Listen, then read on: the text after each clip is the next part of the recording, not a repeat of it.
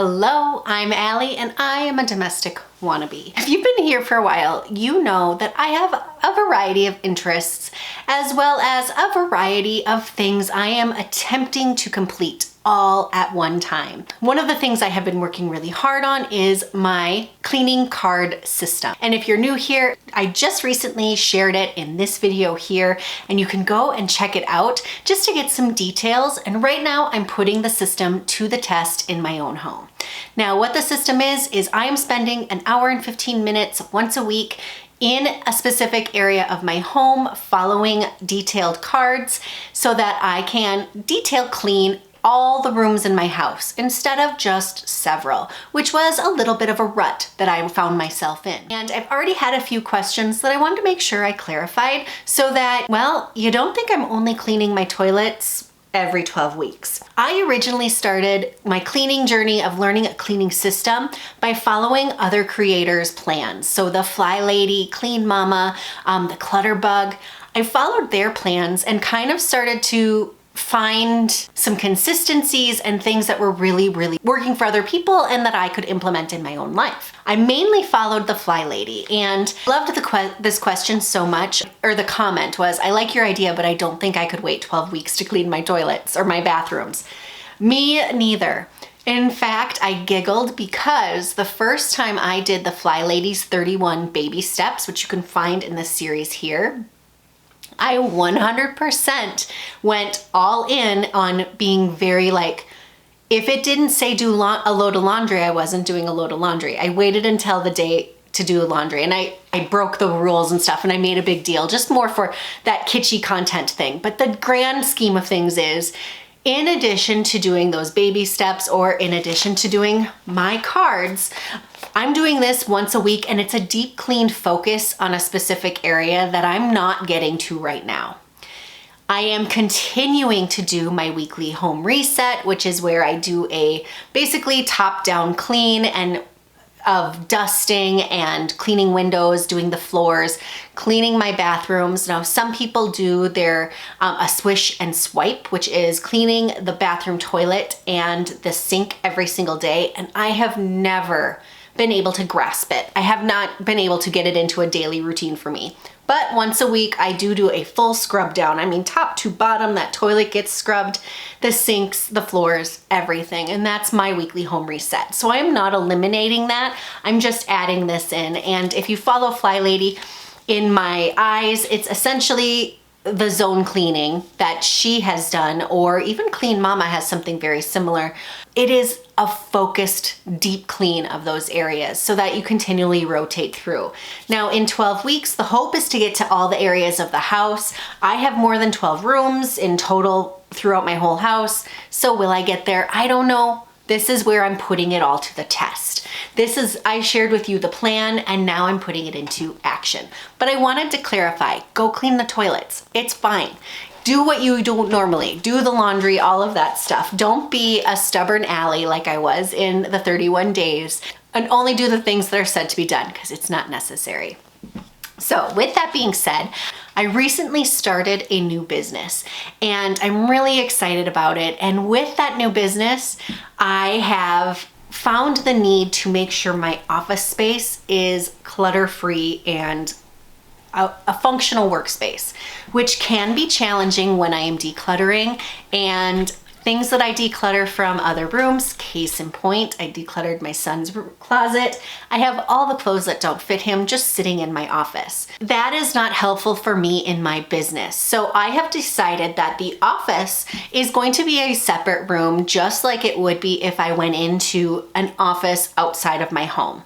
This happens to be in my home, so yes, it is a room in the home, but I have to tackle it now. And I thought as a little reward, I would take a sneak peek at a little motivation from one of my favorite companies to work with, Rose Forever Flowers. And I'm ecstatic to get this brand new bouquet. When Rose Forever reached out and asked if I would be interested in doing another video about their flowers, I did not just jump at the chance. I leapt out of my seat. So I am using this as a little motivation to get my office clean because these are my little self-care. They are going to be my office delight. I'm putting them right in this office. I am removing my fake bouquet to put in some new Rose Forever flowers. Oh my goodness, these are so gorgeous. All right, the reveal. I got one of the clear boxes with white roses. These are absolutely stunning. What I love about the clear boxes, and you may have seen it in my other videos, is these don't just last for one season or one space. I use small glittery ornaments in my red bouquet in the drawer here, and then I use twinkle lights to get them all lit up. They are absolutely fantastic. Rose Forever is a New York-based company, and all of their bouquets are handcrafted, and the flowers are put in a natural oil so to make sure their beauty is completely preserved for a very long time. You get to select both the color of your roses and your box so that you can truly make a unique bouquet for anyone that you love, or to treat yourself to a little self-care in a space that you are looking to keep pristine.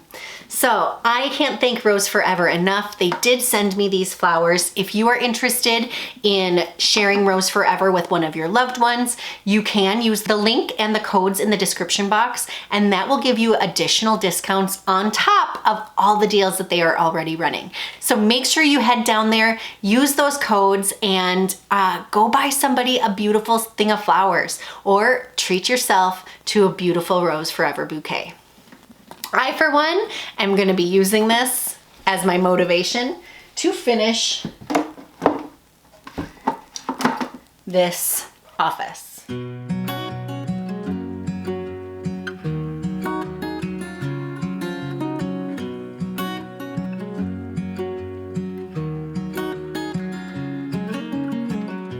What's it like to be the one that he turns to when he's out of answers? What's it like to be the one that he comes to when he wants to dance? And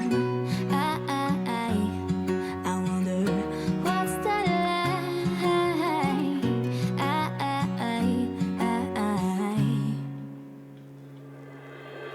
I have got him on my mind, but he doesn't know my name, and I'm running out of time. I wish you felt the same, and I'm acting stupid like every day. Don't know what to do or what I should say, 'cause I've got him on my mind, but he doesn't know my name. As I was tidying up and making my little Rose Forever display, I decided that this printer was really killing my vibe and it needed to be moved. I actually just moved it over to another desk space that I have. My space to, when I walk in the room, really reflect how I feel, which is organized. Contrary to how it looks. Making what is behind me in this little display, I am attempting to make kind of a studio space for myself in my content creation, and one of the things is getting it decorated. And I'm going to be very honest with you all. I am not great at hanging pictures, as you can see here. Help me. Does that look good? It all goes back to our very, very first home. We threw a housewarming party, and somebody immediately criticized how we hung photos. And as it turned out, my husband is quite a bit taller than me. He hung them at his eye level as opposed to like a shorter person's height level. But we received criticism, and now the two of us are leery about ever hanging something again because we don't want to screw it up. So tell me, did that picture look good there? Give me some ideas. Tell me in the comments below, because I need a little bit of help. And I want this space to really be a great space, a great creative space for me to work in all of my new adventures. Thank you so much for watching. I hope that you really enjoyed this video. Already subscribed, hit that subscribe button.